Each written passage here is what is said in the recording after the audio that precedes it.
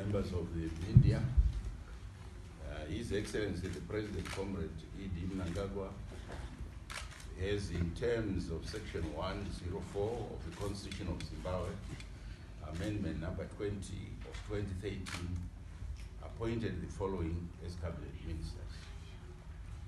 Minister of Finance and Economic Development, Professor Mthuli Ncube; Minister of Defense and War Veterans, Honorable Opa Zvipange Mchinguri Kashiri; Local Government, Public Works and National Housing, Honorable July G. Moyo; Foreign Affairs and International Trade, Honorable Sibusiso B. Moyo; Public Service, Labor and Social Welfare, Honorable Sekesai Nzenza; Industry and Commerce, Honorable Mangaliso Ndlovu; Home Affairs and Cultural Heritage, Honorable Cain Matema;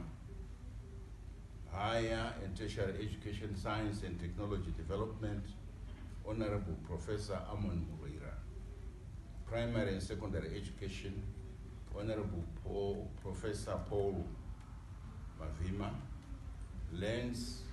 Agriculture, Water, Climate, and the Rural Resettlement,